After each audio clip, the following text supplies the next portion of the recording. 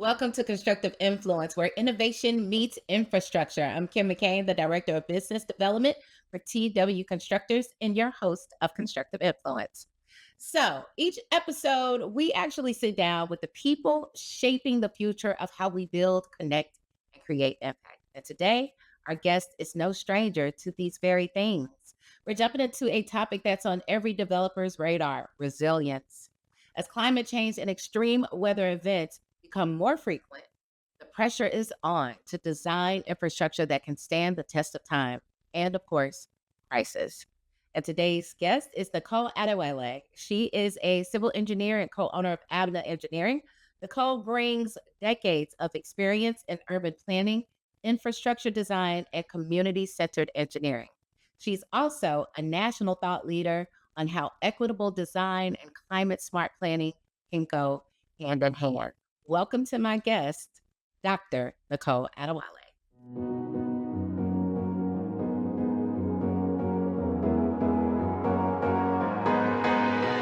And today I'm joined by my guest, Nicole Adewale. She is the co-founder and a civil engineer at Abna Engineering. How are you today? Welcome to the show. I am fantastic, Kim. I'm excited to be here. I love to talk and share my story. And I love the fact that you are here with me today. So thank you, thank you, thank you. So let's get into your journey as a civil engineer in the game of the AEC world is what I call it. Mhm. I call myself in the AEC world. So tell me about your journey. What made you want to get into engineering? Take me into the life of young Nicole. So, thank you for telling me where to start. My journey probably started at sixth grade at Brittany Woods Middle School in the school district of University City. And I had a technical drawing class. And I Hmm. realized that I was really good at drawing boxes and straight lines and understood perspective much better than faces and apples. Um, so, uh, so from there in high school, I got into inroads, and from inroads, you learn about engineering or business, and probably about in not eighth grade, but probably freshman year in high school, I was um, identified as high achieving in math, and I and they said I could be an actuary or I could be an engineer. And so when I got into inroads, I picked the engineering side, and then they said, "Well, um, you have to pick an engineering skill set." And I looked at all the different disciplines of engineering, and the civil engineering one caught my eye because it says designs roads, bridges, and blows things up. I said, "I'm sold." What was it? The blowing things up that got you? Is that, is that the thing? Really? Absolutely. And it's interesting. I was able to tell this story this morning. I was at the Taylor Science Center connected to the St. Louis Science Center. They were having a nifty competition. And I was telling that. And what was interesting is that trajectory actually happened because the Clark Bridge, as some people know, celebrated its 30th anniversary last year. Well, when I came home from school, the Clark Bridge was under construction. And a few weeks after I started, I was able to witness just outside of the safety zone the Clark Bridge being blown up. So have you ever blown anything up? Myself, no. Oh. But I've been a part of projects where there was demolition, where there was rebuilding. But no, I haven't done any demolition myself. But I did get that one beautiful experience at the very start of my career. I love it. I love it. I've never seen anything imploded or blown up, so I guess that would be exciting to a young person, I'm sure. Yes. Okay. Well, as a civil engineer, we're talking about building in a changing climate. Obviously, things are being affected by all kinds of stuff. We saw fires out in LAs and things have to be rebuilt. And I guess I have to consider heat and fires and natural disasters and things like that when they're building. So, as a civil engineer, how are you seeing climate concerns reshape the way that we plan and design infrastructure? That is a great question. We do a lot of sewer design work.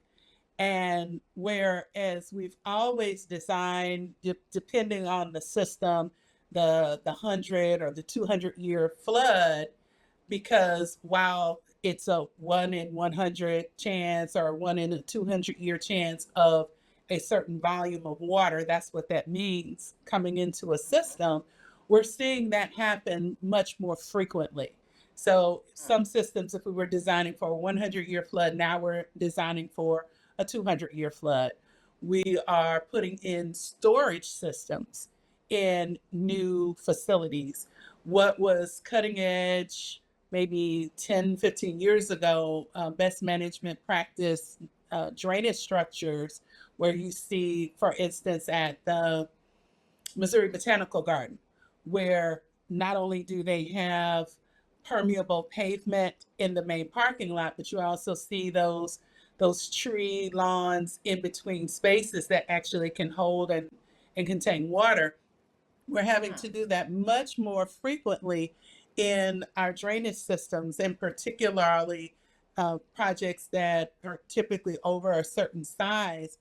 MSD and other sewer districts are requiring that to make sure that we're not putting down surfaces that are going to cause more runoff for the area. So they have to be involved in a project at the word go now. It definitely changed now. Abs- Absolutely. In fact, a number of years ago, we were involved in renovation of a number of buildings as well as some site work for the school district of University City. And one of the things is early in the process, I organized a meeting for MSD to come in and explain to the school district the kinds of things that they would be facing. Because a lot of times when people think about sewers, and think about doing new development, they really don't factor that into the process because it's typically a public utility. Right. However, if you're going to change the amount of surface area, and also this is a big thing with nonprofits. Well, we're a school, we're a church, you still generating water, and the water you generate is going to impact the system. It doesn't matter that whether you're profit or nonprofit, it's about how much water is generated on its own, and then how much your project either soaks up water or doesn't soak up water. Is an easy as a Wow. layman's way to think about it. Interesting. So, what does resilience really mean in civil engineering, and how do you balance that with cost and feasibility? That's a great one, as it plays off of what we just learned about. I'm also a lead professional, which talks about in leadership and energy and the environment, right? Billions are building projects that don't require a lot of system upgrades over time. Resilience is making sure that we're not impacting the environment. Let's think about the storm that just came through, which was in some ways a freak storm. I don't know if you've seen the videos, because when I saw a tornado roll through, it didn't roll through like a regular funnel. It looked like the front of a vacuum cleaner to me, but I digress. Hmm. But if you just even look along Linda Boulevard, and all those big beautiful trees that have been there for most of our lives and are now just laying over, and now you still see the stumps, you notice that the roots of the tree systems were very wide. They didn't go down very deep, and that contributed to the weakness of the trees. They they'd grown up really tall and top heavy off of this shallow but very efficient tree system. And a lot of times those trees were put in tree lawns like that because the root system wouldn't go very far. But over time, when you get that big and you don't have a firm foundation, and that's whether we're talking about trees or whether we're talking about buildings themselves, that's what resiliency looks like. So as a civil engineer, we look typically at how buildings and structures stand up, but also everything around them, everything underneath them. And that's the resiliency that we have to think about. We also have to think about the type of materials that we're putting into structures, making sure that they're materials that the people who are inhabiting those structures won't get sick from the smells of paint and the carpet fumes and things like that. But also, are we using materials that are not harming the environment? Are we using materials that are readily renewable? So that's why you see a lot of people are using bamboo in building materials or even in landscaping, because even in St. Louis, bamboo uh, grows pretty well. Oh, okay. I didn't know that. So, can you share a Yeah, project where Abna? Huh? Go ahead. I was just gonna say it's a grass. Most people don't know bamboo is grass. Huh. I did not know that because when I think bamboo, I think of like that stalk or sheets. I don't Mhm. know. It's it's a lot of things I think. Can you share a project where Abna implemented strategies that improved the community's ability to respond or recover from a crisis? Wow, that's a really good question that I will admit I was not prepared for a Okay. crisis. Um, the I mean, we closest. just we just talked about the tree stumps and how them not being, you know, they didn't go the roots didn't go very deep, and a building foundation. If you could, maybe it's a project that you could think of that they were able to recover from something like a bad storm or Understood.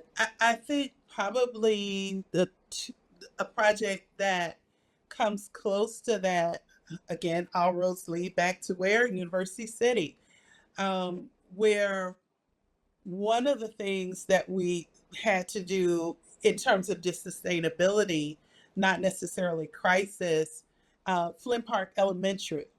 It's a school and it's named Flint Park because there's a public park that's next to it, and a portion of the park is actually used for play for the children. And one of the things, as they were doing some expansion, we had to find some creative ways to ensure that as they expanded, redid the parking, redid the pavement in the rear, also redid the play area, that there was enough storm drainage to make sure that that it wouldn't flood. and that's when since we're talking about U City, obviously a great portion of it sits on top of the River de Pear or it flows through it. Absolutely, absolutely. In fact, we are doing some studies along with some other companies. I know we've done some work on the upper River de Pear, which runs from like Clayton to U City, and the lower River de Pear, which is more closer to Interstate 64, in building some resilience. Actually, as I think about it, we've done some work also along the Merrimack. This has been a long time ago. That's why I was like, "Well, I know we've done some, but most of the things that we've done are, oh, it's okay. And look, the light literally came back on. It The happens. light bulb went off at that time. Interestingly, it's called Breckenridge to Baltimore. It is a section of then from the street called Breckenridge to Baltimore. It's just south of St. Charles Rock Road. And this is almost, oh my goodness, it's definitely close to 30, probably 25 years ago. And Mhm. there was a lot of flooding for the businesses along that stretch of the road of Woodson. There's a lot of small businesses and then some commercial apartments, etc. And they were having a lot of flooding, a lot of disturbances. Not only did we have to redo the channel of the waterway that went behind it, which we came up Mhm. with a innovative solution by using some prefabricated arch to um, cover the channel and then make sure that the businesses weren't interrupted. And what's interesting is one Saturday after going to the gym, I had to go get my dad's car inspected. And I looked at the cross sections and I'm like, oh my gosh, this is our first big engineering project. And I drive down that Wow. way all the time. And it's and it's held to this day. I love that. Yeah, I think that that's one of the cool things about building, being in the built environment is that you get to see generations will go by and you get to see the effects of your work on the communities that Yes, you serve. So, yes. how should developers or owners be rethinking the risk in site selection or design? That is excellent.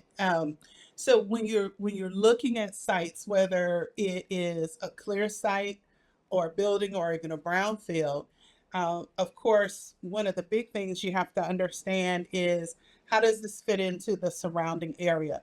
What is the impact that I'm going to make on the surrounding area from a physical standpoint as well as an economic standpoint, but then also how does the how do the existing conditions impact what I'm interested or planning to do? So you often will see, for instance, um, we have a lot of uh, what's the word I'm looking for? Apartments that are going up right over by the foundry, but Mhm. some of those apartments are obstructing views of other businesses. They're great properties, and I'm sure somebody took that into consideration, and it's changed the neighborhood for the good in many ways. But I'm sure there are some people who were negatively impacted by it. And so, one of the biggest things is making sure that you're doing an environmental assessment, what's called a phase one environmental assessment. Phase two goes a little deeper where you're actually doing some investigations. And phase three is remediation if necessary. And make sure that you're doing your due diligence. Find out you can you can go to the city and do some research yourself and find out who has utilized this project, this site before. What was here before? What are the Mhm. potential concerns before you just jump into a property? If it's super cheap in a high end area, there might be a reason why. Yeah, most definitely. Oh, yeah, you people get into spaces, don't even know that they have a history of flooding, there's water in your basement. Now look at you. It's crazy. Mm-hmm. Crazy, crazy Yeah. work. So where do you see the most innovation happening in infrastructure design right now? Is it materials? Is it draining systems? Is it sensors or anything like that? A lot of it is related to technology. For what we just talked about, yes, there are a lot of opportunities for doing remote sensing, doing lidar scanning, both on the ground, in the air, which is something that we've gotten into. Yesterday, we are so excited because there's a new they've done a lake rehab over in Mhm. Waterfall in Forest Park. Well, we did a bathymetric survey as well as we did some other civil work related to that. And so just imagine getting out in a little boat or wading out in the water and having to figure out how to survey, the water. Just imagine Right. that. But now we have different types of technology that can help us with that. Also, AI is changing the game. We're still struggling from both a safety and design standpoint. AI is a powerful tool, but AI still can't solve problems on its own because AI can't understand or process the human element that comes into civil engineering, whether it's a building design, a park, or what have you. Thinking about the differences in how we use some of these public spaces is something that AI can give you some guidance on, but we still need that human interaction, that human touch, that human opinion to ensure that we're going in the right direction. But there's a lot of technology, again, related to remote sensing, scanning, where you can do 3D scans, see into walls that you Mm. don't have to knock down a wall. And I know your company knows that very well, where in these old buildings, sometimes you have to knock a hole in the wall only to find there was nothing there, or to knock a hole in the wall and you might run into Jimmy Hoffa's body, which has never been found. I'm just joking. But Oh, you okay. know, you get what I'm Right. you just never know in a lot of these old buildings, especially in the city of St. Louis. There is a period of time uh, when buildings were demolished, a lot of the rubble was just placed into the foundation. And so again, going back to that, oh, there's this cheap, property that I want to build on, and then people get into it and find out there's all this stuff there. But now we have the technology to very inexpensively and very quickly uh, understand what we're dealing with. So speaking about site selections and how it can impact the community, how do engineers like yourself push the industry toward more equitable outcomes, especially in underserved communities?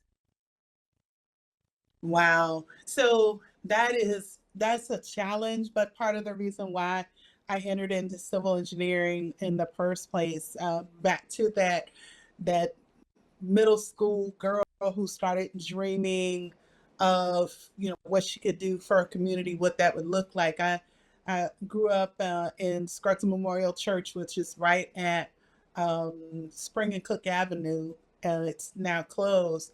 And the community started seeing some decline, even back in the 70s, early 80s, probably before that, and grew up wanting to be able to do something to help improve, the streets, the roads, those kinds of things. We work typically in the public sector based on the demand of the community. But one of the things that we can do, those of us who are connected to underserved communities, is ensure that their voices are being heard. Making sure to say, hey, I know people who attend this church, and we included a Fallon Park, and we included Tandy Recreation Center, those kinds of things, to make sure that when we're going out into the community, that we're reaching out. And as you know, there are people who do that kind of work directly, but even Right. sometimes as the civil engineer, you have to understand the community and understand the challenges that they're facing. So looking ahead, what's shaping some of the resilient infrastructure policy and innovation? What policies or funding shifts are you likely to see drive innovation in, say, the next decade?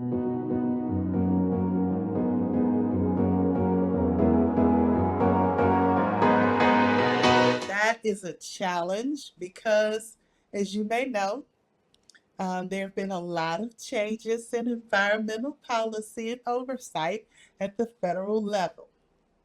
So, what that looks like from a national, even state policy, is going to be a challenge. I think where we need to look to is local policy. We need to be really out there and make sure people are going to public meetings for MSD. When MoDOT has a public meeting about a road, people need to be there. The way that we're going to shape that policy, at least for St. Louis, is showing up at any and every public forum that there is, to make sure voices are heard. I don't think we're going to be able at the moment to completely rely on federal standards, although I'm hearing that there's still, the Department of Transportation is probably still going to stay in a forward moving direction in terms of the physical standards for runways, highways, etc. So when you say you want to encourage the community to show up at these meetings, like if MSD has something, because you can be directly impacted. I'll show up to the meeting and I won't know what to be upset about. If it's not in layman's terms, I wouldn't even know what to say or what I'm looking for to be involved. And I know you are big on educating people who might not know about certain things. So what would you say to a person if you were to go door to door to get people interested in policy making and making sure they know what's going on in their communities that could impact them later on down the line? What would you say to that person when they open up the door and you want to get them involved?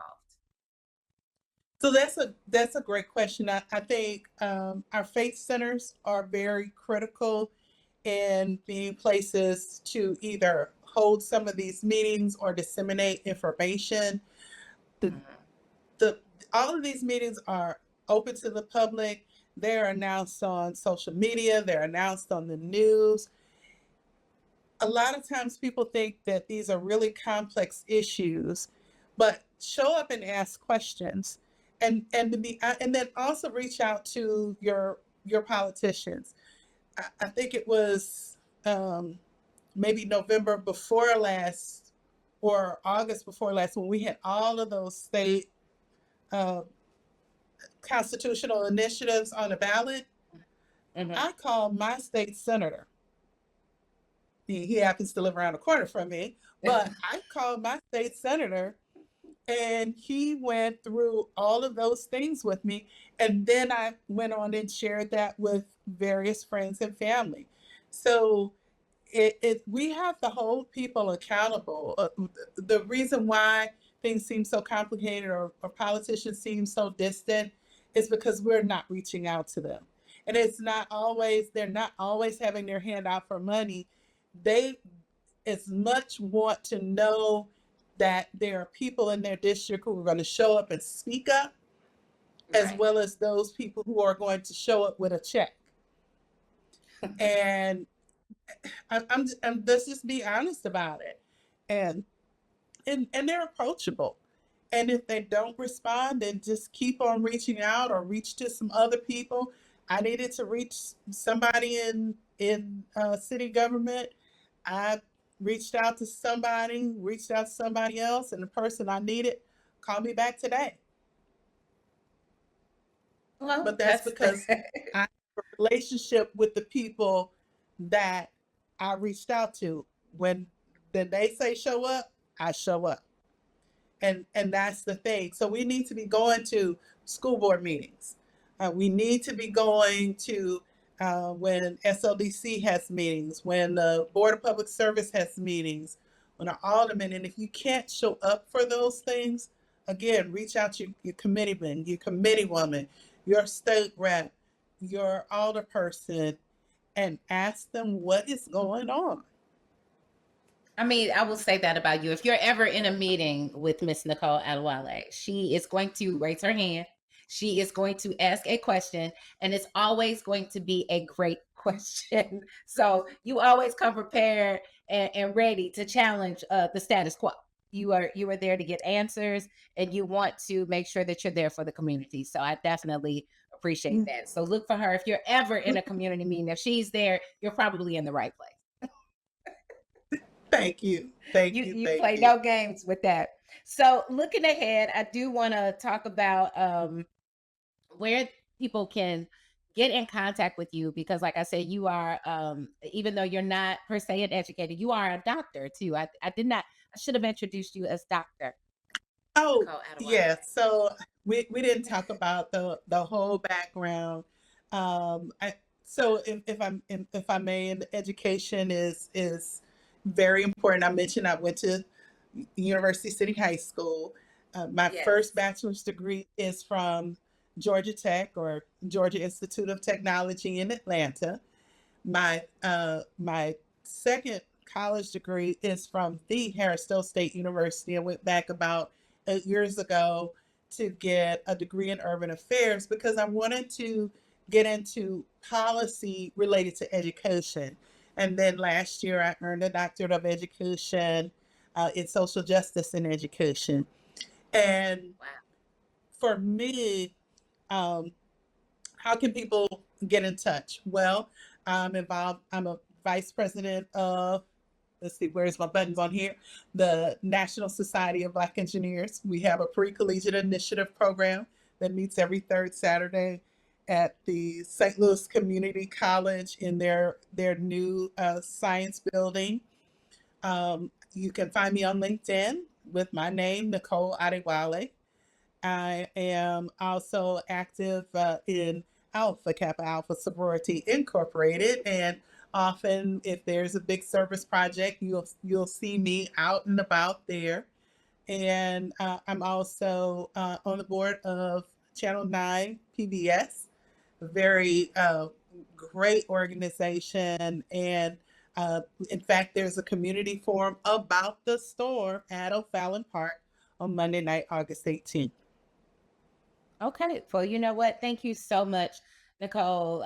Make sure you look for Nicole, reach out to her, connect with her. She, as you can tell, is a great resource, just a wealth of knowledge, and one of my very favorite people in the AEC world. I want to thank you so much for sharing your expertise with us today about building in this changing climate and how we can possibly help our own situations and make sure we show up at these community meetings and ask a lot of questions and be mindful. If you're an owner, if you're a business owner, if you're thinking about building a new site, make sure you do your due diligence and make sure you're going to not negatively impact the communities that you build in. So thank you so much today for joining us on Constructive Influence. Make sure you are tapped in with us on all places that you find your podcast: Spotify, Apple Podcasts, and of course here on YouTube. And until next time, see you later.